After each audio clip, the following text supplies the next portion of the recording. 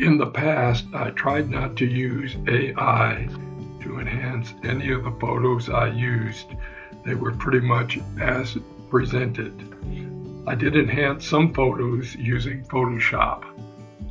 However, there are multiple photos available in only black and white. I thought it might be fun to colorize some of them and compare to the black and white copies. In some cases, I was able to improve the quality of the photo before colorizing. Following are 10 randomly selected black and white photos that I had AI colorize. What do you think of these results? This first photo is a perfectly fine photo of Annadelle and her son Stephen sitting on our dock in the 1950s.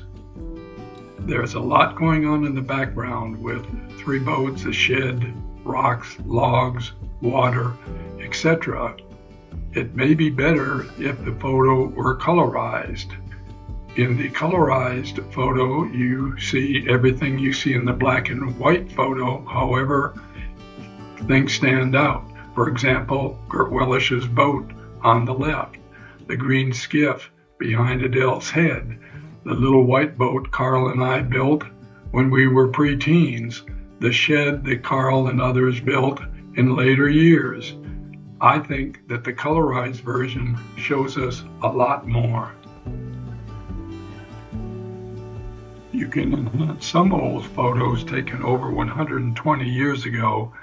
This one of my grandfather Fred Hansen out sailing, and you can convert them into modern looking photos that appear like they might have been taken yesterday.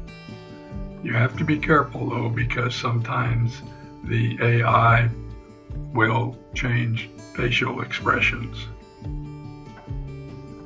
There are other photos taken around that same time that, although they look like they might colorize nicely, the people are too small and too crowded in the pictures, and there isn't a whole lot of detail, which makes the picture, when it is colorized, not be nearly as good as some others. However, you can take an old picture, this one of my father Carlo Dahl spreading nets over a reel on Sand Island, and you can make a very nice looking colorized version. In the color version, you can see clearly that the floats or corks that are on the right of the net look to be homemade.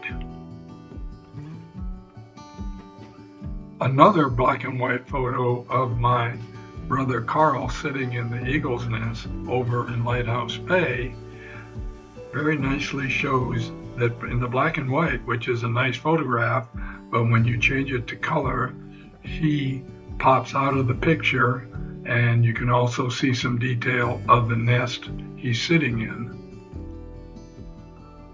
Another shot of an individual taken in black and white is this one of Phoebe Harris taken in the 1950s. She's standing on Hewling's dock in front of some of their property. You can see when it converts to color how Phoebe just pops out from the photo, and although she looks nice in black and white, she looks even better in color. This black and white photograph of a couple, Ari Madsen-Dahl and Fred Dahl, looks to have been taken around 1951, 52, somewhere in there, a similar time to the Phoebe Harris photo. But Fred and Mari are sitting on top of the Egerson, and the colored photo really makes them look nice and happy.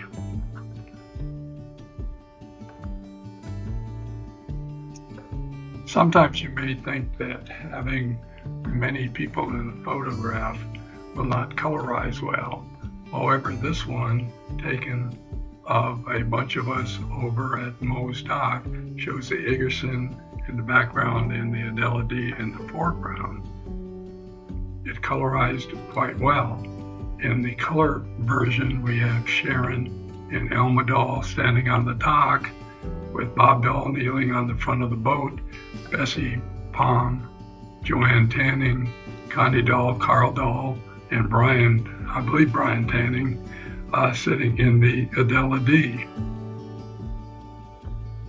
Many times you might think an inanimate object like this black and white photo of the Jacob Hansen dock in East Bay would not make a nice color photograph.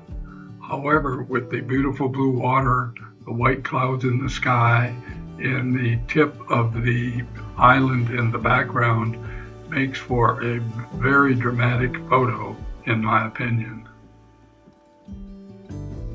Another black and white photo of a dock, this one taken of Herman Johnson's dock at Little Sand Bay, really pops to life when you take it from black and white to color. I'm not sure how ANI knows what colors to put on these buildings and things. However, they appear to be fairly accurate to what they actually look like.